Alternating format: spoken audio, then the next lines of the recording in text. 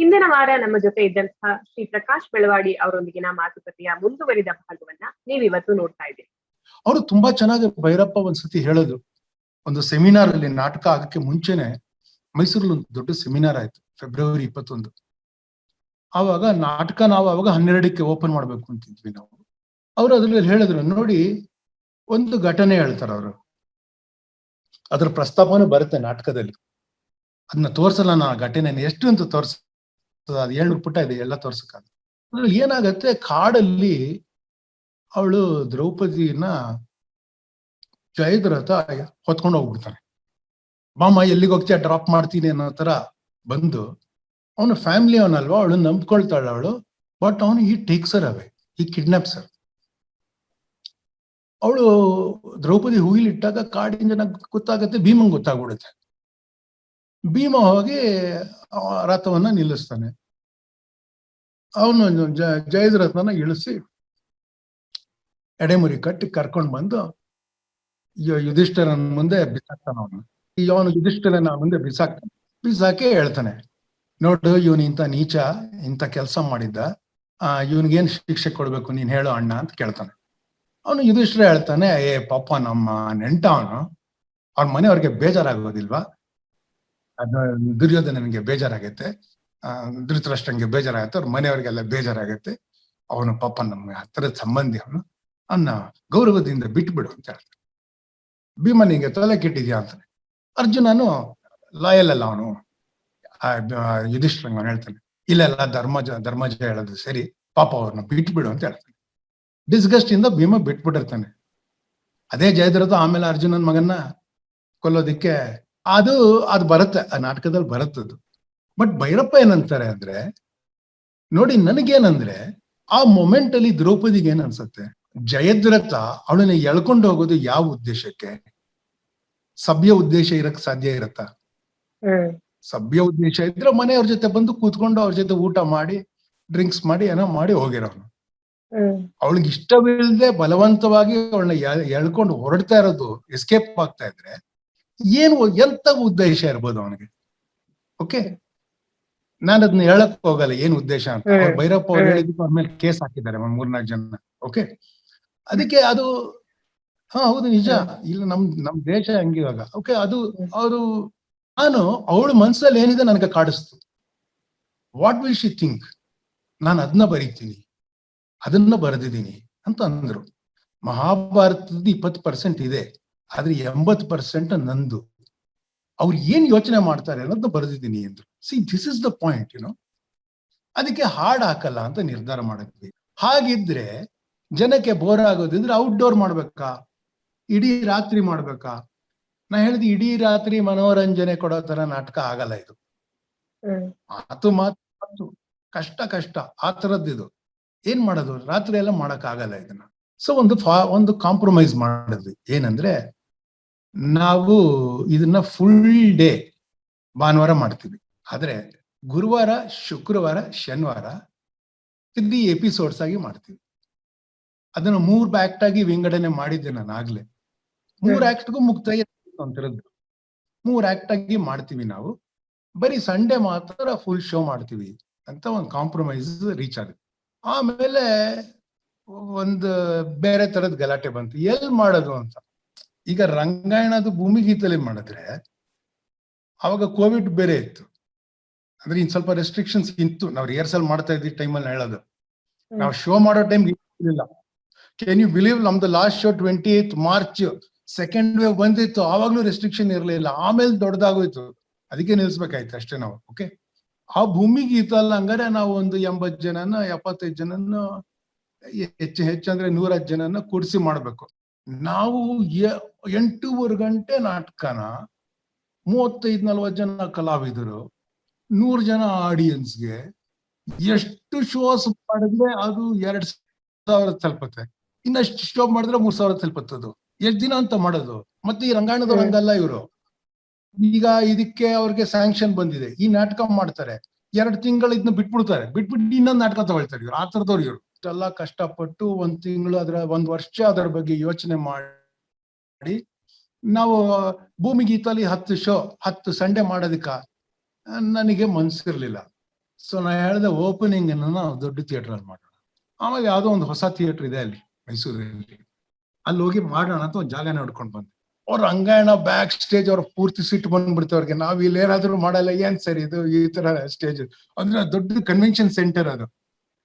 ಅವರು ಪ್ಯೂರಿಸ್ಟ್ ರಂಗಾಯಣ ಅವರು, ಅವ್ರು ಬರೀ ಬ್ಯೂಟಿಫುಲ್ ಥಿಯೇಟರ್ ಅಲ್ಲಿ ಮಾಡಿ ಮಾಡಿ ಅಭ್ಯಾಸ ಇದೆ ಅವ್ರಿಗೆ. ಅಡಾಪ್ಟಿವ್ ಪ್ಲೇಸಸ್ ಅಷ್ಟು ಇಷ್ಟ ಇಲ್ಲ ಅವ್ರಿಗೆ. ಓಪನ್ ಏರ್ ಮಾಡ್ತಾ ಇರ್ಬೇಕಾದ್ರೆ ಅಂದ್ರೆ ಕಟ್ಟಿದ್ದು ಅಡಾಪ್ಟಿವ್ ಸ್ಪೇಸ್ ಅವ್ರಿಗೆ ಇಷ್ಟ ಇಲ್ಲ ಅವ್ರಿಗೆ.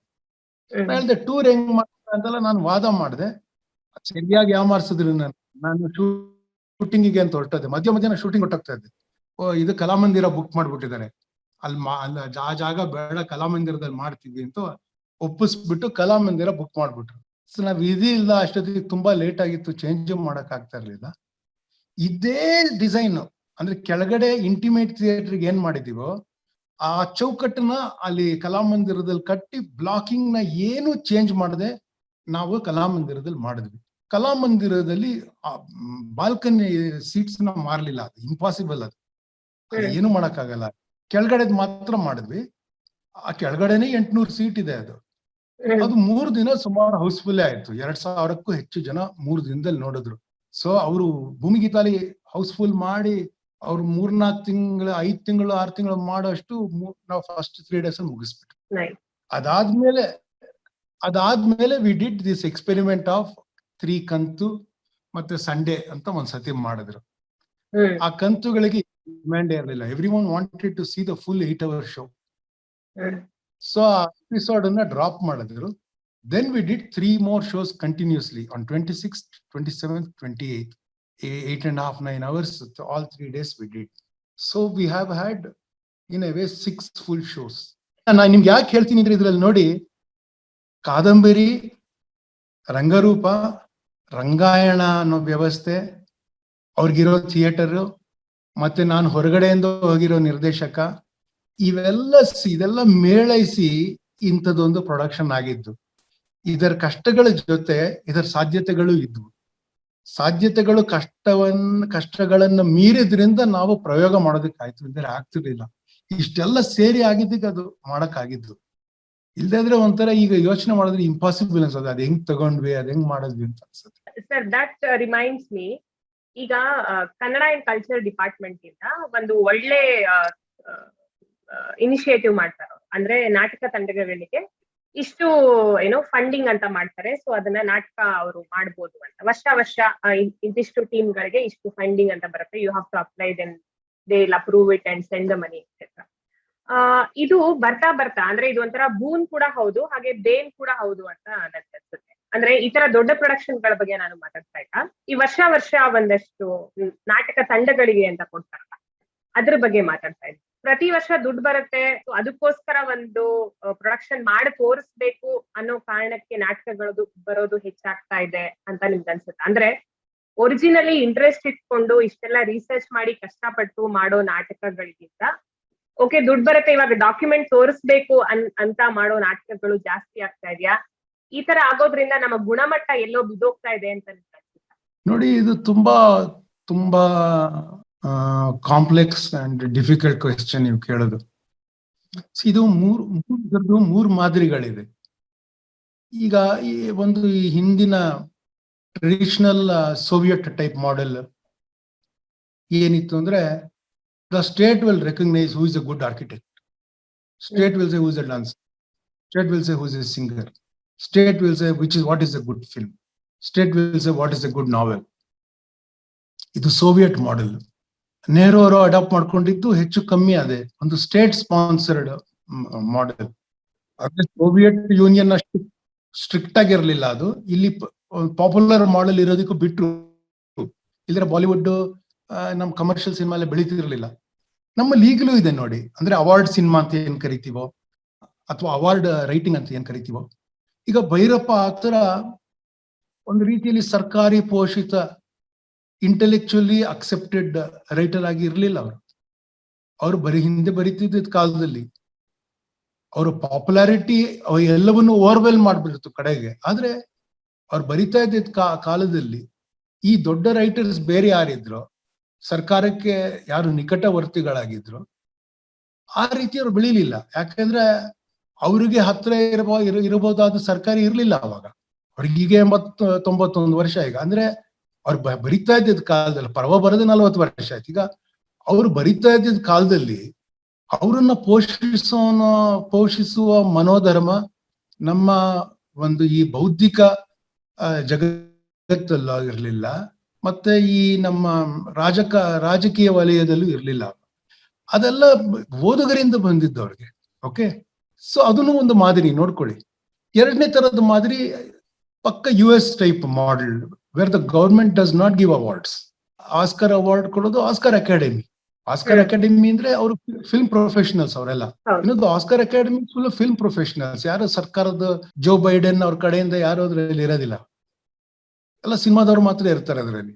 ಆದ್ರೆ ನಾವು ಅವಾರ್ಡ್ ಕೊಟ್ಟಾಗ ಹೆಂಗ್ ಕೊಡ್ತೀವಿ? ನಾವು ಯಾರನ್ನ ಆಯ್ಕೆ ಮಾಡ್ಕೊಳ್ತೀವಿ?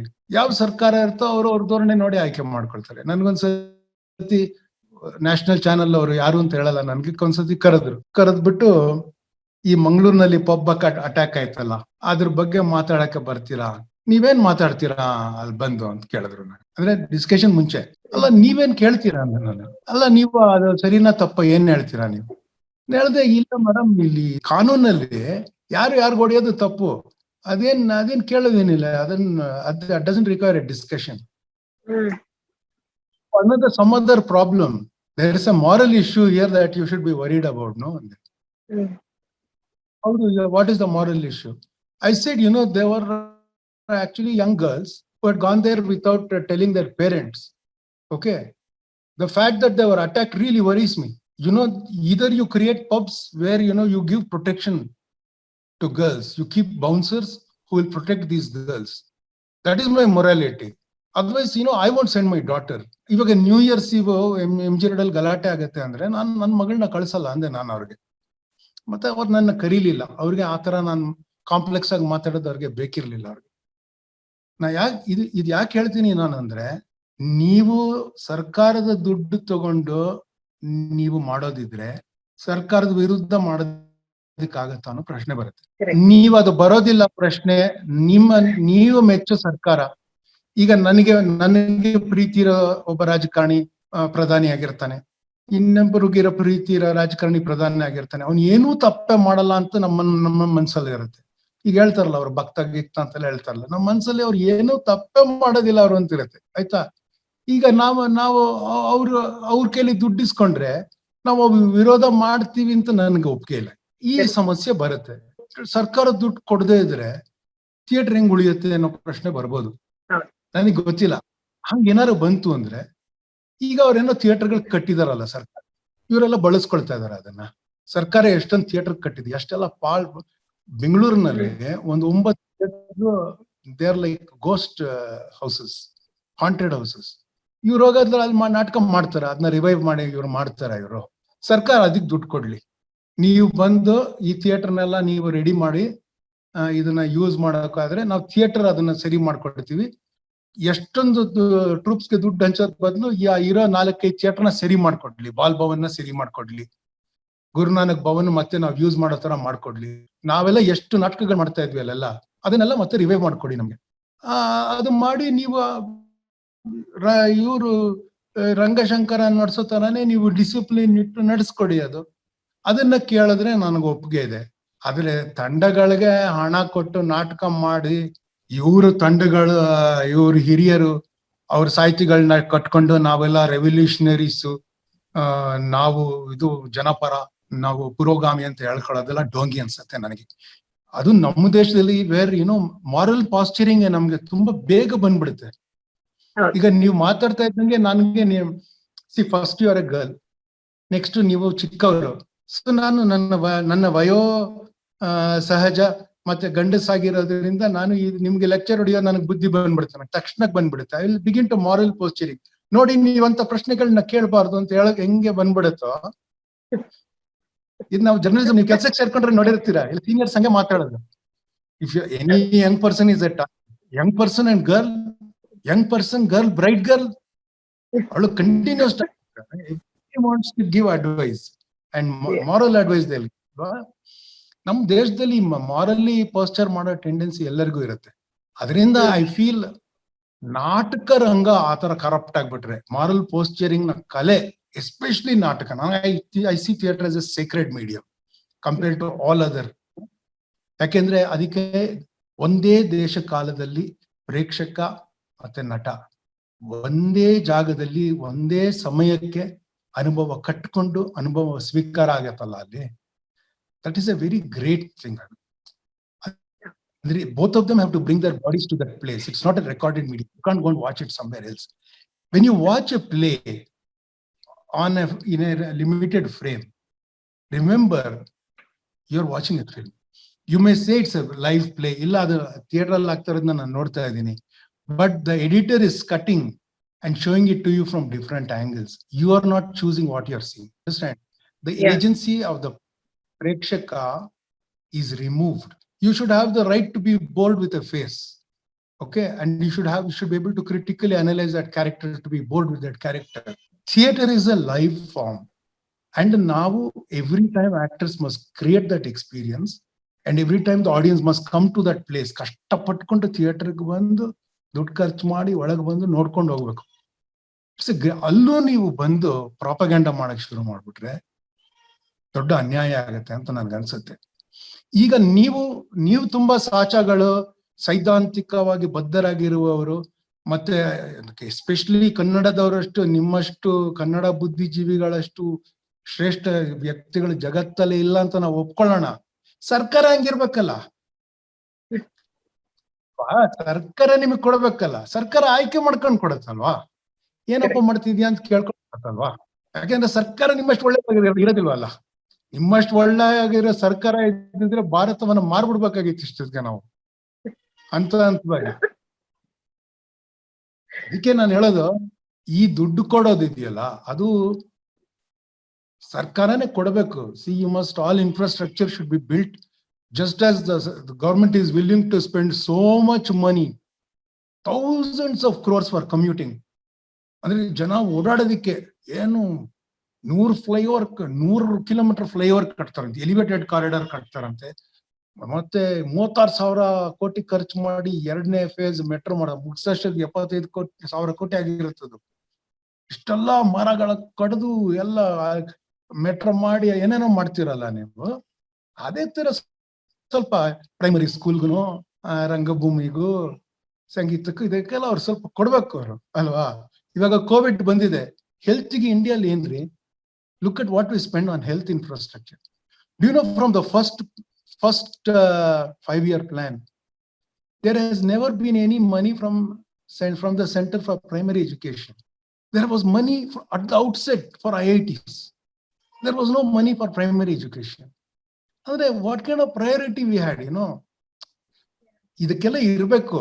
ಬಟ್ ಇಂಜಿನಿಯರಿಂಗ್ ಓದ್ತಿನ ಫ್ಯಾಮಿಲಿಗೆಲ್ಲ ನಾವು ಪ್ರೈವೇಟ್ ಆಗಿ ದುಡ್ಡು ಕೊಡ್ತೀವಿ, ದುಡ್ಡು ಕಳಿಸ್ತೀವಿ, ಆ ತರ ಮಾಡೋದು ತಪ್ಪಾಗತ್ತಲ್ವಾ. ಹಂಗೇನೆ ನಾಟಕ ತಂಡಗಳಿಗೆ ಇನ್ಫ್ರಾಸ್ಟ್ರಕ್ಚರ್ ಮಾಡ್ಕೊಡ್ಲಿ ಗೌರ್ಮೆಂಟ್. ಅಂದ್ರೆ ತಂಡಗಳು ಏನು ಮಾಡುತ್ತವೆ ಅನ್ನೋ ತಂಡಗಳಿಗೆ ಬಿಟ್ಟಿದ್ದು, ಅವರು ಕಷ್ಟಪಟ್ಟು ನಾಟಕವನ್ನು ಆಯ್ಕೆ ಮಾಡ್ಕೋಬೇಕು. ಸರ್ಕಾರದ ಪರನೋ ವಿರುದ್ಧನೋ ಮಾಡ್ತಾರೆ. ಇಂಪರ್ಸನಲ್ ಮ್ಯಾನೇಜ್ಮೆಂಟ್ ಇರುತ್ತೆ ಥಿಯೇಟರ್ ಅಲ್ಲಿ, ಹಂಗಿರ್ಬೇಕು.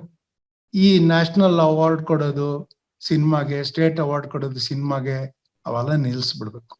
I give you one example. ನಿಮ್ಗೆ ಗೊತ್ತಿರ್ಲಿಕ್ಕಿಲ್ಲ ಇದು, ಅದಕ್ಕೆ ಹೇಳ್ತೀನಿ. ನಾನು ತುಂಬಾ ಜನ ಮಾತಾಡಿದ್ದೀನಿ, ಯಾರು ಅದು ಗೊತ್ತಿರಲ್ಲ. ಅದು ನೋಡಿ, ನೀವು ದೊಡ್ಡ ಶ್ರೇಷ್ಠವಾದ ಸಾಹಿತ್ಯದ ಅವಾರ್ಡ್ ಅಂದ್ರೆ ನಮ್ ಜನರ ಮನಸ್ಸಲ್ಲಿ ಯಾವ್ದು ಅಂತ ಬಂದಿದೆ, ಜ್ಞಾನಪೀಠ ಪ್ರಶಸ್ತಿ ಅಂತ ಬಂದ್ಬಿಟ್ಟಿದೆ. ಬೇರೆ ಯಾವ್ದು ಪ್ರಶಸ್ತಿ ಬಂದಿರ್ಲಿ, ಜ್ಞಾನಪೀಠ ಸರ್ಕಾರದ್ದೇ. ನಮ್ ಸರ್ಕಾರಗಳೇ ಹಂಗೆ, ಗೌರ್ಮೆಂಟ್ ಆಫೀಸಲ್ಲಿ ಜ್ಞಾನಪೀಠ ಪ್ರಶಸ್ತಿ ವಿಜೇತರದ್ದು ಫೋಟೋ ಇರುತ್ತೆ, ಸಾಲಾಗಿ ಹಾಕಿರ್ತಾರೆ. ನೋಡಿದೀರಾ ನೀವು ಎಷ್ಟೊಂದು ಸರ್ಕಾರದ ಆಫೀಸ್ಗಳಲ್ಲಿ ಹಾಕಿ. ಜ್ಞಾನಪೀಠ ಪ್ರಶಸ್ತಿ ಅವಾರ್ಡ್ ಕೊಡೋದು ಯಾರು? ಬೆನೆಟ್ ಕೋಲ್ಮನ್ ಅಂಡ್ ಕಂಪನಿ ಅವ್ರ ಸ್ಥಾಪನೆ ಮಾಡಿರೋ ಫೌಂಡೇಶನ್. ನಿಮ್ಗೆ ಗೊತ್ತಾದು? Okay, for some reason I was thinking it is central government. I don't know why. ಎಲ್ಲರೂ ಹಂಗೆ ತಿಳ್ಕೊಂಡಿದ್ದಾರೆ. ಯಾಕೆಂದ್ರೆ ಅದನ್ನ ವಿಜ್ಞಾನ್ ಭವನಲ್ಲಿ ಕೊಡ್ತಾರೆ ಅವಾರ್ಡ್, ಅಲ್ಲಿ ಕೊಡ್ತಿದ್ರು. ಅದಕ್ಕೆ ಎಲ್ಲರ ತಲೆಯಲ್ಲಿ ಅದು ಸರ್ಕಾರ ಕೊಡೋ ಅವಾರ್ಡ್ ಅಂತ ಬಂದ್ಬಿಟ್ಟಿದೆ. ಆದ್ರೆ ಅದಕ್ಕೆ ಎಲ್ಲಿಂದ ಯಾಚಿಕ್ ಅದಿತ್ತು, ಆ ಕ್ಯಾರೆಕ್ಟರ್ ಇತ್ತು ಅಂದ್ರೆ ಅದೊಂದು ಪ್ರೈವೇಟ್ ಆರ್ಗನೈಸೇಷನ್ ಕೊಡ್ತಾ ಇದ್ದಿದ್ರಿಂದ ಅದಕ್ಕೆ ಐಡಿಯಾಲಜಿಯ ಲೇಪ ಇರ್ಲಿಲ್ಲ ಅಂತ. ಅಂದ್ರೆ ಪ್ರೈವೇಟ್ ಆರ್ಗನೈಸೇಷನ್ ಐಡಿಯಾಲಜಿ ಲೇಪ ಇರಲ್ಲ ಅಂತ ಹೇಳಲಿಕ್ಕೆ ಆಗೋದಿಲ್ಲ ನಾವು. ಆದ್ರೆ ಒಂದು ಗವರ್ಮೆಂಟ್ ಸ್ಪಾನ್ಸರ್ಡ್ ಸಪೋರ್ಟೆಡ್ ಐಡಿಯಾಲಜಿಗೂ ಒಂದು ಸಮಾಜದಲ್ಲಿ ಸಹಜವಾಗಿರುವ ಐಡಿಯಾಲಜಿಕಲ್ ಇದು ಫೀಲಿಂಗಿಗೂ ಬೇರೆ ಬೇರೆ ಅದು ಬೇರೆ ಬೇರೆ ವ್ಯತ್ಯಾಸ ಇರುತ್ತೆ. ಆಸ್ಕರ್ ಅಕಾಡೆಮಿಯಲ್ಲಿ ಕೂತಿರೋರೆಲ್ಲ ಒಂಥರದ್ದು ಧೋರಣೆ ಅವ್ರು ಇರ್ತಾರೆ ಅಂತ ಹೇಳಕ್ಕಾಗಲ್ಲ. ಇವು ಏನೇನೋ ಮಿಕ್ಸ್ ಆಗಿರುತ್ತೆ. ಆದ್ರೆ ಅಲ್ಲೊಂದು ಐಡಿಯಾಲಜಿಕಲ್ ಲೀನಿಂಗ್ ಬರಕ್ಕೆ ಸಾಧ್ಯತೆ ಇದ್ದೇ ಇರುತ್ತೆ. ಆದ್ರೆ it is not a government sponsored ideology. ಇಲ್ಲಿ ಏನಾಗಿದೆ, revolution itself is government sponsored. The government will give subsidy scheme or ಮೊದಲೆಲ್ಲ ದುಡ್ಡು ಕೊಡೋರು. ಅದೇನೋ ಅವಾರ್ಡ್ ಬಂದ್ರೆ ಅದೆಷ್ಟು ದುಡ್ಡು ಕೊಡೋರು ಈ ಅವಾರ್ಡ್ ಫಿಲ್ಮ್ಸ್ಗೆ. ಆ ದುಡ್ಡು ಬರುತ್ತೆ, ಅವ್ರು ಅಂತ ಫಿಲ್ಮ್ಸ್ ಮಾಡೋರು. ಆ ಫಿಲ್ಮ್ಸ್ ಅಲ್ಲಿ ಏನಿರುತ್ತೆ, ಬಡವರ ಶೋಷಣೆ ಹೆಂಗಾಗತ್ತೆ ಭಾರತದಲ್ಲಿ, ಮತ್ತೆ ಬಡತನ ಹಳ್ಳಿಗಳಲ್ಲಿ ಹೆಂಗಿದೆ, ಹಳ್ಳಿಲಿರೋ ಜನಕ್ಕೆ ಏಳಿಗೆನೇ ಆಗಲ್ಲ, ಒಬ್ಬ ಮನುಷ್ಯ ಸರ್ಕಾರದಿಂದ ಏನಾದ್ರು ಕೆಲಸ ಮಾಡೋದಕ್ಕೆ ಜೀವನ ಪೂರ್ತಿ ಸುಸ್ತ ಹಣ್ಣಾಗಿ ಸತ್ತೋಗ್ತಾನೆ. ಈ ತರ ಕಥೆಗಳನ್ನ ಮಾಡೋರು. ಅದಕ್ಕೆ ಸರ್ಕಾರನೇ ದುಡ್ಡು ಕೊಟ್ಟು ಅಂತ ಕಥೆಗಳಾಗೋದು, ಅಂತ ಸಿನಿಮಾಗಳಾಗೋದು, ಆ ಸಿನಿಮಾಗೆ ಸರ್ಕಾರನೇ ಅವಾರ್ಡ್ ಕೊಡೋದು. ಇವರು ನಿಜವಾದ ರೆವಲ್ಯೂಷನ್ ಆಗಿರೋರು ಹೋಗಿ ಸರ್ಕಾರಕ್ಕೆ ಬೈಬೇಕು, ನಿಮ್ಮಿಂದ ಹಿಂಗಿದೆ ನೋಡಿ ಅಂತ. ಅದಕ್ಕೆ ಅವ್ರು ಇಂಡಿಪೆಂಡೆಂಟ್ ಆಗಿರೋದು ಅಗತ್ಯ ಇರುತ್ತೆ ಅಂತ ನನ್ಗೆ ಅನ್ಸುತ್ತೆ. ಅವ್ರು ಒಪ್ಪದೇ ಇರ್ಬೋದು, ಆದ್ರೆ ಇರ್ಬೇಕು. ಇದರಿಂದ ಅವ್ರು ಇಂಡಿಪೆಂಡೆಂಟ್ ಆಗಿರ್ಬೇಕಾಗಿತ್ತು. ಗವರ್ಮೆಂಟ್ ಸ್ಪಾನ್ಸರ್ಡ್ ರೆವಲ್ಯೂಷನರಿ ಐಡಿಯಾಲಜಿ ಆಗಬಾರ್ದಾಗಿತ್ತು ಯಾರು. ಈಗ ಅದಕ್ಕೇನು, ಈಗ ನಾ ರಂಗಾಯಣಗೆ ಮಾಡ್ಬೇಕಾದ್ರೆ ನಾನು ಕೆಲವು ನಿಯಮಗಳನ್ನ ಇಟ್ಕೊಂಡು ಮಾಡಿದೆ ನಾನು. ಯಾಕೆಂದ್ರೆ ಅದನ್ನು ಸರ್ಕಾರ ಕೃಪಾ ಪೋಷಿತ ಒಂದು ಸಂಸ್ಥೆ. ಆದ್ರೆ ನಾನು ಬೇರೆ ನಾಟಕ ಹೆಂಗ ಮಾಡ್ತೀನೋ ಹಾಗೆ ಮಾಡಿದೆ ಅದನ್ನ. ಅಂದ್ರೆ ಅವರು ಪ್ರೊಫೆಷನಲ್ಸ್, ಆದ್ರೆ ನಾನು ಅಮೆಚೂರ್ ಆಗೇ ಮಾಡಿದೆ ಅಲ್ಲಿ. ಅಂದ್ರೆ ಏನ್ ಹೇಳ್ತಿದ್ದೀನಿ ಅಂದ್ರೆ, ನಾನು ನಾಟಕ ಸೀರಿಯಸ್ ಆಗಿ ಮಾಡಿದೆ, ಆದ್ರೆ ನಾನು ಹಣಕ್ಕಾಗಿ ಮಾಡ್ಲಿಲ್ಲ. This is important. ಹಾಗಿತ್ತು ನಾನು I have to be grateful. ಸರ್ಕಾರ ಕಲ್ಪಿಸ್ಕೊಟ್ಟಿದ್ದ ಅವಕಾಶ ಅದು, ಇಲ್ದ್ರೆ ನನಗೆ ಮಾಡಕ್ ಆಗ್ತಾ ಇರ್ಲಿಲ್ಲ. ಸೊ ನಾನು ಒಪ್ಕೋತೀನಿ ಅದನ್ನ. ಆದ್ರೆ ರಂಗಾಯಣಕ್ಕೂ ಮತ್ತೆ ಈ ತಂಡಗಳಿಗೆ ದುಡ್ಡು ಕೊಟ್ಟು ಮಾಡಿಸೋದಕ್ಕೂ ಸ್ವಲ್ಪ ವ್ಯತ್ಯಾಸ ಇದೆ. ಸರ್ಕಾರ ರಂಗಾಯಣವನ್ನ ರೆಪರ್ಟರಿ ಆಗಿ ಸೃಷ್ಟಿ ಮಾಡ್ತು. ಅದು ಎಷ್ಟು ಚೆನ್ನಾಗಿ ಕೆಲಸ ಮಾಡಿದ್ಯೋ ಮಾಡಿಲ್ವೋ ಅದರ ಮೆಥಡಾಲಜಿಯಲ್ಲಿ ಹೋಗಿರುತ್ತೆ ಅಷ್ಟೇ. ಆದ್ರೆ ರೆಪರ್ಟರಿ ಸೃಷ್ಟಿ ಮಾಡಿದ್ರು ಸರ್ಕಾರ no problem. If the government can create a repertory company and it is autonomous. ಈಗ ಅಟಾನಮಿ ಅಂತ ಏನಿದೆ, ಲಾಸ್ಟ್ ಪಾಯಿಂಟ್ ನಿಮ್ಮ ಕ್ವೆಶ್ಚನ್ ಅಲ್ಲಿ ಒಂದು ಬರುತ್ತೆ, ಹೇಳ್ತೀನಿ ಕೇಳಿ. ಪುಣೆಯಲ್ಲಿ ಫಿಲ್ಮ್ ಇನ್ಸ್ಟಿಟ್ಯೂಟ್ ಇದೆ. ಆ film institute autonomous film institute ಅಂತ ಹೇಳ್ತಾರೆ ಇವರು. ಒಬ್ಬನ ಚೇರ್ಮನ್ ಅಂತ ಮಾಡಿದಾಗ ಇವರೆಲ್ಲ ಬೊಂಬಡಿ ಹೊಡೆದಿದ್ರೆ ಮುನಿಯಪ್ಪಗೆ ಫುಲ್ ಒಂದು 8 ತಿಂಗಳು ಹೋರಾಟ ಎಲ್ಲ ಮಾಡಿದ್ರು. ಆ ಚೇರ್ಮನ್ ಪವರ್ ಇಲ್ಲ ಅದರಲ್ಲಿ. ಆ ಚೇರ್ಮನ್ ಆಕ್ಚುಲಿ ಅವನು ರಿಸೈನ್ ಮಾಡಕ್ ಮುಂಚೆ ಆ ಚೇರ್ಮನ್ 2 ಸಲ ಹೋಗಿದ್ದಿದ್ದು ಅವನು ಪುಣೆ ಫಿಲ್ಮ್ ಇನ್ಸ್ಟಿಟ್ಯೂಟ್ಗೆ. ಯಾಕೆಂದ್ರೆ ಅವ್ನಿಗೇನು ಕೆಲಸ ಇಲ್ಲ. ಅವನು ನಮ್ಮಲ್ಲಿ ಬೆಸ್ಕಾಂಗೆ ಚೇರ್ಮನ್ ಮಾಡ್ತೀವಿ, ಈಗ BWSSBಗೆ ಚೇರ್ಮನ್ ಮಾಡ್ತೀವಿ. ಅವ್ರ ವಿಷಯ ತಜ್ಞರಾಗಿರಲ್ಲ, ಅವ್ರ IAS ಆಫೀಸರ್ ಆಗಿರಲ್ಲ, ಈ ಮಂತ್ರಿ ಮಂಡಲದಲ್ಲಿ ಅವ್ರಿಗೆ ಅವಕಾಶ ಸಿಕ್ಕಿರಲ್ಲ. ಅವ್ರಿಗೆ ಏನಾರ ಒಂದು ಪೋಸ್ಟ್ ಕೊಡ್ಬೇಕು. ಅವ್ರಿಗೆ ಅವಾಗ sports council chairman, KEB chairman, BWSSB chairman, BDA chairman, ಈ ತರ ಪೋಸ್ಟ್ ಕೊಡ್ತಾರೆ ಅವ್ರಿಗೆ. ಪ್ರೆಸಿಡೆಂಟ್ಸ್ ಅಂಡ್ ಚೇರ್ಮನ್ ಅಂತ ಇರುತ್ತಲ್ಲ, ಅದು ಹಿಂದೆಯಿಂದ ಮಾಡ್ಕೊಂಡು ಬಂದಿರೋದು. ಅವ್ರಿಗೊಂದು ಆಫೀಸ್ ಕೊಟ್ಬಿಡ್ತಾರೆ. ಅಲ್ಲಿ ಒಂದು ಕಾನ್ಫರೆನ್ಸ್ ಟೇಬಲ್ ಎಲ್ಲ ಇರುತ್ತೆ. ಕಾರು, ಆ ಕಾರ್ಗೆ ಬೌಟ್ ಹಾಕೋದು ಒಂದು ಗುಟ ಎಲ್ಲ ಕೊಟ್ಬಿಡ್ತಾರೆ ಅವ್ರಿಗೆ. ಮತ್ತೆ ಮಿನಿಸ್ಟರ್ ಆಫ್ ಇದು ಸ್ಟೇಟ್ ರ್ಯಾಂಕ್, ಕ್ಯಾಬಿನೆಟ್ ರ್ಯಾಂಕ್, ಈ ತರದ ಪೋಸ್ಟ್ ಅದೆಲ್ಲ ಕೊಟ್ಬಿಡ್ತಾರೆ. ಆಯ್ತಾ? ಆ ತರ ಚೇರ್ಮನ್ ಪೋಸ್ಟ್ ಅದು. ಅವ್ರ ಪ್ರೊಟೆಸ್ಟ್ ಅಲ್ಲಿ ಆದ್ರೆ ನಿಜವಾದ ಅಟಾನಮಿ ಕೇಳಿಲ್ಲ ಅವರು, ಆ ಪ್ರೊಟೆಸ್ಟರ್ಸ್. ಯಾಕೆ ಹೇಳ್ತೀನಿ ಕೇಳಿ. See, you people should know. ಅಲ್ಲಿ ನಮ್ಮಲ್ಲಿ ರಂಗಾಯಣ ಮಾಡಿದ್ರೆ ರಂಗ ಸಮಾಜ ಅದೇ ತರ ಸೃಷ್ಟಿ ಮಾಡಿರೋದು. ಅಲ್ಲೊಂದು ಸೊಸೈಟಿ ಮಾಡಿದ್ದಾರೆ. ಪುಣೆ ಫಿಲ್ಮ್ ಇನ್ಸ್ಟಿಟ್ಯೂಟ್ ನಡೆಸೋದಿಕ್ಕೆ ಒಂದು ಸೊಸೈಟಿ. ಆ ಸೊಸೈಟಿಗೆ 30 ಜನ ಇರ್ತಾರೆ ಮೆಂಬರ್ಸ್. ಆ 30 ಜನ members will appoint A director. That director has the powers, operational powers of that place. And they will form 4 things: an administrative council, academic council, a financial council, and some other council. 4 ಮಾಡ್ತಾರೆ. The Ranga Samaja will create all that. Okay? That is why it is considered an autonomous organization. But I'll tell you what the catch and the fraud in the story is. The term of the government is 5 years. The term of the Ranga Samaja or that film society thing is 3 years. ಇಲ್ಲಿ ರಂಗ ಸಮಾಜದ ಎಷ್ಟು ವರ್ಷ ನಂಗೆ ಗೊತ್ತಿಲ್ಲ, ಅದೇ ಮಾದರಿ ಮಾಡಿರ್ತಾರೆ ಅನ್ಸುತ್ತೆ, ಏನ್ ದೊಡ್ಡ ಹೊಸದಾಗಿ ಏನ್ ಮಾಡಿರಲ್ಲ, ಅದೇ ಮಾಡಿರ್ತಾರೆ. ಓಕೆ, ಅಲ್ಲಿ 3 ವರ್ಷ.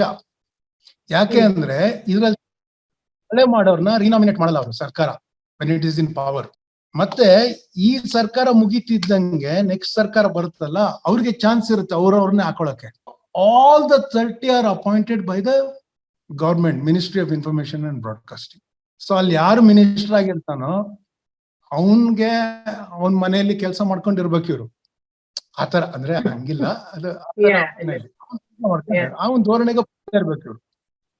So this is how it is. If you wanted a genuinely autonomous organization, I'll tell you how you can do. You can do from, ಈಗ ಫಿಲ್ಮ್ ಅಸೋಸಿಯೇಷನ್ಸ್ ಇದೆ ನಮ್ಮಲ್ಲಿ, ಚಲನಚಿತ್ರ ಮಂಡಳಿ ಇದೆ, Karnataka film chamber of commerce ಇದೆ, South India film chamber of commerce ಇದೆ, Indian film federation ಇದೆ, ಆತರ ಏನೇನೋ ಆರ್ಗನೈಸೇಷನ್ಸ್ ಇದೆ. ಓಕೆ, ಅವರು each one of them will nominate 2 people.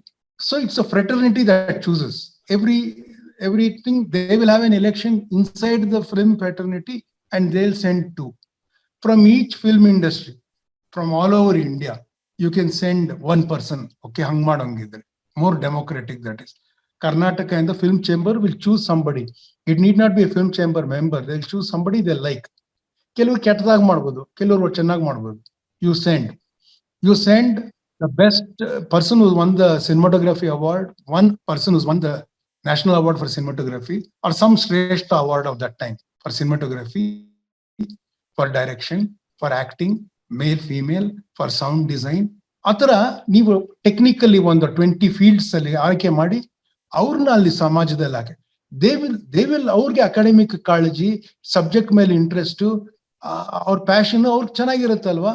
Government ಯಾಕೆ ಮಾಡ್ಬೇಕು ಅಪಾಯಿಂಟ್ಮೆಂಟ್? ಅದು if they genuinely wanted an autonomous organization without government interference, they should ask for this, but they didn't.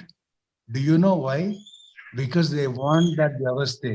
They've had it, they've enjoyed it for 60-70 years. They're not going to let go. Yeah. They have a feeling that this monstrous regime will go away. Nale namde maha ಔದಾರ್ಯ ಇರುವ ದೇಶಪರ, ಪ್ರಗತಿಪರ, ಪುರೋಗಾಮಿ ಒಂದು ಸರ್ಕಾರ ಬಂದ್ಬಿಡುತ್ತೆ, ಅವಾಗ ನಾವೆಲ್ಲ ಅದ್ರಲ್ಲಿ nominate ಆಗ್ತೀವಿ ಅಂತಂದು ಹೋರಾಟ ಮಾಡ್ತಿರೋದವ್ರು. ಆ ವ್ಯವಸ್ಥೆನೆ ಬೇಡ ಅಂತ ಕೇಳಲ್ಲ. ಅದಕ್ಕೆ ಅವರು, why should the government give national awards? See, why should Karnataka government give national awards? Let the film chamber. ಈಗ ನೀವೇ ಹೇಳಿ, ಯಡಿಯೂರಪ್ಪ ಗವರ್ಮೆಂಟ್ ಈಗ ಯಾರು ಲೆಫ್ಟಿಸ್ಟ್ ಅವ್ರನ್ನ ಕರ್ಕೊಂಡ್ಬಂದು ಸ್ಟೇಟ್ ಅವಾರ್ಡ್ಸ್ ಜೂರಿ ಚೇರ್ಮನ್ ಮಾಡ್ತಾರ? ಸಿಂಪಲ್ ಪ್ರಶ್ನೆ ನಾ ಕೇಳ್ತಾ ಇರೋದು. ಕರ್ನಾಟಕ ಚಲನಚಿತ್ರ ಅಕಾಡೆಮಿಗೆ ಯಡಿಯೂರಪ್ಪ ಗವರ್ಮೆಂಟ್ ಈ ಲೆಫ್ಟಿಸ್ಟ್ ಬುದ್ಧಿಜೀವಿ ಯಾರನ್ನಾರ ತಂದು ಇಡ್ತಾರ? ಅವ್ರು ಹೋಗ್ತಾರೆ, ಸಿದ್ದರಾಮಯ್ಯ ಅವ್ರು ವಾಪಸ್ ಬರ್ತಾರೆ ಅಂತ ಇಟ್ಕೊಳ್ಳಿ. ಈಗ ಇರೋರ್ನ ಅದಕ್ಕೆ ಬಿಡ್ತಾರ ಅವರು? ಇವರು ಸಾಚ ಅಲ್ಲ, ಅವರು ಸಾಚ ಅಲ್ಲ. ಇಂಡಿಪೆಂಡೆಂಟ್ ಅಂದ್ರೆ ನಾನು ಹೇಳಿದ್ರು. So your question is a complex one. ಬರೀ ದುಡ್ಡಲ್ಲ, any kind of powerful position sometimes is more important than money, ಅಲ್ವಾ? ಯಾರು ಅದನ್ನ ಸ್ಯಾಂಕ್ಷನ್ ಮಾಡ್ತಾರೆ, ಅದು ಇಂಪಾರ್ಟೆಂಟ್ ಅಲ್ವಾ? 637 ತಂಡಗಳಿದ್ವು. ನಾನು BLT ಅಲ್ಲಿ ಸೆಕ್ರೆಟರಿ ಆಗಿದ್ದ ಕಾಲದ 80s ನ ಹೇಳ್ತಾ ಇರೋದು. ರಿಜಿಸ್ಟರ್ಡ್ 637 ಥಿಯೇಟರ್ ಆರ್ಗನೈಸೇಷನ್ಸ್ ಬರ್ದೆ. ಈಗ 3-4 ಸಾವಿರ ಇರ್ಬೋದು, ಇನ್ನೂ ಜಾಸ್ತಿ ಗೊತ್ತಿಲ್ಲ. I think it's nearly 2000 ಅನ್ಸುತ್ತೆ ಇವಾಗ. ಹೆಂಗ್ ಸೆಲೆಕ್ಟ್ ಮಾಡ್ತಾರೆ? ಯಾರು ಸೆಲೆಕ್ಟ್ ಮಾಡ್ತಾರೆ? ಏನಾದ್ರು ಮಾಡಲ್ಲ, ಏನ್ ಟ್ರಾನ್ಸ್ಪರೆನ್ಸಿ ಇರುತ್ತೆ ಅದರಲ್ಲಿ? It is just ideology based cronyism. It is. Sir, ಮುಗಿಸೋದಕ್ಕೆ ಮುಂಚೆ ಈಗ ನಾವು ಐಡಿಯಾಲಜಿ ಬಗ್ಗೆ, ಸಿದ್ಧಾಂತಗಳ ಬಗ್ಗೆ ಒಂದಷ್ಟು ಮಾತಾಡಿದ್ವಿ. ಈ ಥಿಯೇಟರ್ ನಲ್ಲಿ ಪರ್ಸೆಪ್ಷನ್ ಅಂದ್ರೆ, ಇವಾಗ ನಾನು ನನ್ನನ್ನ ಯಾರು ಓಕೆ ಇವಳೊಬ್ಳು ಡೈರೆಕ್ಟರು ಅಥವಾ ರೈಟರು ಅಥವಾ ಆಕ್ಟರು ಅಂತ ಏನೋ ಒಂದು ನೋಡಿರ್ತಾರೆ.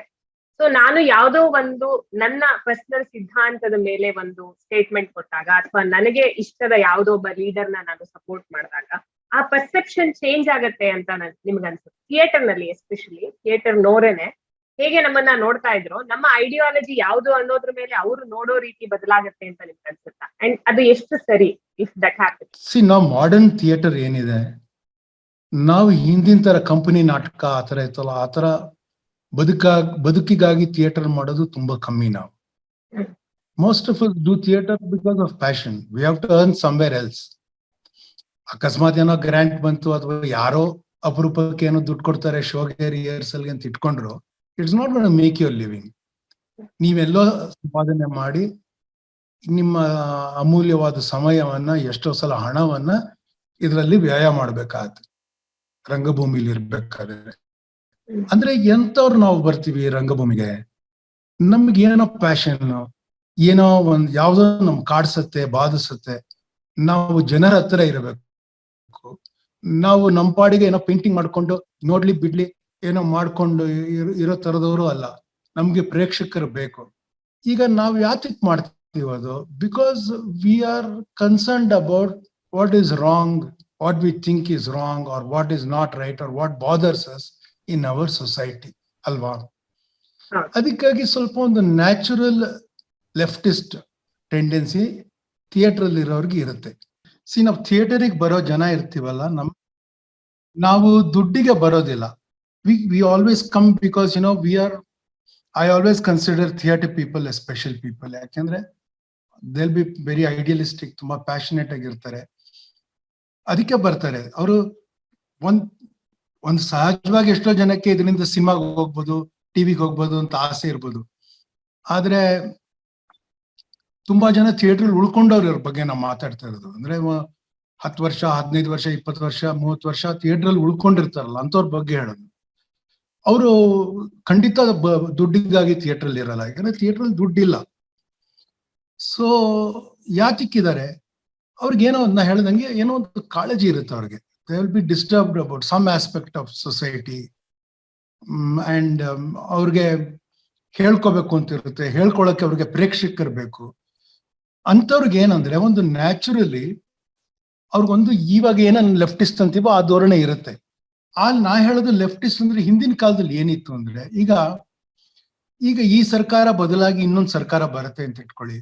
ನಾನು ವಾಸ ಮಾಡೋ ಮನೆ ಬದಲಾಗಲ್ಲ, ನನ್ನ ಕೆರಿಯರ್ ಅಲ್ಲಿ ಏನು ದೊಡ್ಡ ಮೇಜರ್ ಚೇಂಜ್ ಆಗಲ್ಲ, ಮೈನರ್ ಚೇಂಜ್ ಆಗೋದನ್ನು ಡೌಟ್. ಮತ್ತೆ ನಾನು ಯಾವ ಕ್ಲಬ್ಗೆ ಹೋಗ್ತೀನೋ ಅಲ್ಲಿಗೆ ಹೋಗ್ತೀನಿ, ಯಾವ ಫ್ರೆಂಡ್ಸ್ ಅವ್ರನ್ನೇ ಮಾಡ್ತೀನಿ, ನಾನು ಯಾವ ಡ್ರಿಂಕ್ಸ್ ತಗೋತೀನೋ ಅಥವಾ ತಗೊಳಲ್ವೋ, ಏನ್ ತಿಂತೀನೋ ಅದನ್ನೇ ತಿಂತೀನಿ. ನಮ್ ಲೈಫ್ ಅಷ್ಟು ಚೇಂಜ್ ಆಗಲ್ಲ. ಆದ್ರೆ ತುಂಬಾ ಶ್ರೀಮಂತರು ಮತ್ತೆ ತುಂಬಾ ಬಡವರು ಯಾರು ಇರ್ತಾರೋ ಅವ್ರಿಗೆ ತುಂಬಾ ಕಷ್ಟ ಆಗತ್ತೆ. ಒಂದು ಸರ್ಕಾರದ ಪಾಲಿಸಿಯಿಂದ, ಒಂದು ಸರ್ಕಾರದ ಆಕ್ಷನ್ ಇಂದ millions of people can get displaced, can loose livelihoods. So ನಿಜವಾಗ್ಲೂ ಸರ್ಕಾರ ಬೇಕಾಗಿರೋದು ತುಂಬಾ ಶ್ರೀಮಂತರಿಗೆ. ಅವ್ರು ಅದಕ್ಕೆ ಸರ್ಕಾರಕ್ಕೆ ತುಂಬಾ ಕ್ಲೋಸ್ ಇರ್ತಾರೆ, ದುಡ್ಡು ಕೊಡ್ತಾರೆ, ಅವ್ರನ್ನ ಪೋಷಿಸ್ತಾರೆ, ಅವ್ರನ್ನ ನೋಡ್ಕೋತಾರೆ, ಚೆನ್ನಾಗಿ ಇಟ್ಕೊಂಡಿರ್ತಾರೆ ಅವ್ರನ್ನ. ಪಾಪ ಬಡವ್ರಂಗ್ ಮಾಡೋದಕ್ಕೆ ಆಗೋದಿಲ್ಲ. ಆದ್ರೆ the only people who will really care for poor people will be ಸರ್ಕಾರ. ಇನ್ಯಾರು ಮಾಡಕ್ಕಾಗಲ್ಲ. ಎಷ್ಟು ಮಾಡಕ್ಕಾಗತ್ತೆ? ನಾವು ಎಷ್ಟು ಸ್ಲಮ್ ಇದು? ಬೆಂಗಳೂರಿನಲ್ಲಿ 597 ಸ್ಲಮ್ ಇದೆ. ಎಷ್ಟು ಸ್ಲಮ್ ಅನ್ನು ಹೋಗಿ ಉದ್ಧಾರ ಮಾಡ್ತೀರಾ? ಎಷ್ಟು NGOಗಳು ಬಂದ್ರೆ? ಭಾರತದಲ್ಲಿ 32 ಲಕ್ಷ NGO ಇದೆ. ಹೌದಾ? ವಾವ್! ಏನ್ ಮಾಡಕ್ಕಾಗತ್ತಂದ್ರೆ, you need money, you need resources. More than anything else you need government support. To do anything major you need government support. ಅದಕ್ಕೆ ನಾ ಹೇಳ್ತೀನಿ, ಈ ತರ ಕಾಳಜಿ ಇರೋರೇ ಥಿಯೇಟರ್ಗೆ ಬರೋದು ಹೆಚ್ಚು. ಅದನ್ನ ಹಿಂದೆ ಲೆಫ್ಟ್ ಅಂತಿದ್ವಿ. Sir, the priority of the government should be poor people. I believe that the priority of the government should be to deliver to the poorest first. ಅವ್ರ ಮನೆಗೆ ನ್ಯೂಟ್ರಿಷನ್ ಬರಬೇಕು, ಅವ್ರ ಮನೆಯವರಿಗೆ ಎನರ್ಜಿ ಬರಬೇಕು, ಅವ್ರ ಮನೆಗೆ ಕುಡಿಯೋ ನೀರು ಬರಬೇಕು, ಅವ್ರ ಮನೆಗೆ ಇದಿರ್ಬೇಕು ಸರ್ಕಾರದ ಧೋರಣೆ. This was the original idea of leftist. ಈಗ ಲೆಫ್ಟಿಸ್ಟ್ ಅನ್ನೋದು ಏನ್ ಬೇರೆ ಬೇರೆ ತರದ್ದಾಗ್ಬಿಟ್ಟಿದೆ. ಇದೊಂದು ಔಟ್ರೇಜಿಂಗ್ ಕಮ್ಯುನಿಟಿ ಆಗ್ಬಿಟ್ಟಿದೆ. ದೇ ಆರ್ ಐಡಿಯಾಲಜಿಕಲಿ ಕಮಿಟೆಡ್ ಗಿಂತ ಹೆಚ್ಚು they are party oriented, they are politically oriented to one side. ಆ ತರದ್ದಾಗ್ಬಿಟ್ಟಿದೆ. ಸೊ ಅವ್ರು ಏನ್ ಮಾಡ್ತಾರೆ, ಅವರು if you change your political ಧ್ರುವ, ಅದು ನೀವು ಯಾವ ಕಡೆ ನೋಡ್ತಿದ್ದೀರಾ ಅಂತ, if you change your orientation to one political side, then what ever else your credentials are, they will alienate you, you're an outsider. ಹಂಗ್ ಮಾಡ್ಬಿಡ್ತಾರೆ. ಅಂದ್ರೆ ಒಫಿಷಿಯಲಿ ಪರ್ಸನಲಿ ಫ್ರೆಂಡ್ಶಿಪ್ಸ್ ಇಟ್ಕೋಬಹುದು. Although even those get affected very badly, they so many of them stop speaking to you. ಆ ತರದೆಲ್ಲ ಆಗುತ್ತೆ. So that is because of the corruption of ideology. You know, the thing is, supposing you create, by your decree, you create two nations. Let us say you divide the state to two states, Telangana and Andhra Pradesh. They cannot become rival states instantaneously. You know, the people who had a vested interest to divide the states must foster enmity, must foster the rivalry, must create problems between the two communities to justify this division. So that is how the game is, you know. So it is no accident. Is the last thing I will say, and I stop. It's no accident that political parties in India always form parties, put candidates in constituencies purely on the basis of identity politics. Purely, I am saying. They don't, ಮೊದಲಾರು ಸ್ವಲ್ಪ ಮುಚ್ಚುಮರೆ ಇರೋದು, ಇವಾಗ ಏನೂ ಇಲ್ಲ ಅವ್ರಿಗೆ. ಇಲ್ಲಿ ಇಷ್ಟು ಜನ ಈ ಕಮ್ಯುನಿಟಿಯ ಕಾಂಪೋಸಿಷನ್ ಇದೆ, ಅದಕ್ಕಾಗಿ ಇಂಥ ಕ್ಯಾಂಡಿಡೇಟ್ ನ ನಿಲ್ಲಿಸ್ತೀವಿ. ಇಲ್ಲಿ ಏನಾಗ್ಬಿಟ್ಟಿದೆ, ಇಲ್ಲಿ because of this identity politics, supreme court ಹೇಳ್ಬೋದು ಕಾಸ್ಟ್ ಮೇಲೆ, ರಿಲಿಜನ್ ಮೇಲೆ ನೀವು ಎಲೆಕ್ಷನ್ ಮಾಡೋಂಗಿಲ್ಲ ಅಂತ. But in reality we know how elections are done. And you know, our politics is actually aligned now to those identity politics. We pretend it's ideology, but it's actually just identity politics. Now we align ourselves in a certain way, and we will have to toe the line. ಅದನ್ನೇ ಹೇಳ್ಕೊಂಡು ಬರ್ಬೇಕು ಇವಾಗ. ಕಣ್ಮುಂದೆ ತಪ್ಪು ಕಾಣಿಸಿದ್ರು ಅದ್ರ ಬಗ್ಗೆ ಮಾತಾಡೋಂಗಿಲ್ಲ. ಈ ಕಡೆಯವರು ಅಷ್ಟೇ, ಆ ಕಡೆಯವರು ಅಷ್ಟೇ, ಹಂಗಾಗ್ಬಿಡುತ್ತೆ. That is the real polarization in the country. You know, it is not between just, say, one religion and another religion, which is what popularly is said. It is between this majority, high numbers of this caste community, and second high numbers of that caste community. Those will dominate the game. You may pretend that you are secular, but the secular word does not apply to caste.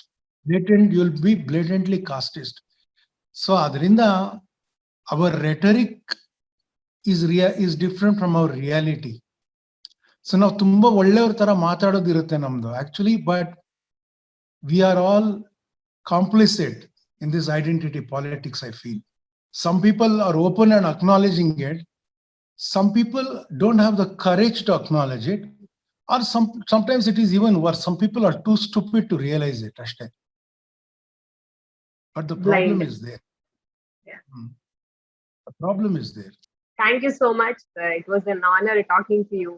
You are one of the very few intelligent actors and director I know of, ನಮ್ಮ generation ಅವ್ರಿಗೆ. And I'm sure this conversation was ತುಂಬಾ ಚೆನ್ನಾಗಿತ್ತು. And ಇದನ್ನ ನೋಡೋರ್ಗೆ, ನಮ್ಮ team ಅವ್ರಿಗೆ, ಎಲ್ಲಾ ರಂಗಭೂಮಿ ಎಲ್ಲಾ ತಂಡದವ್ರಿಗೂ it was very informative ಅಂತ ಅನ್ಕೋತೀನಿ.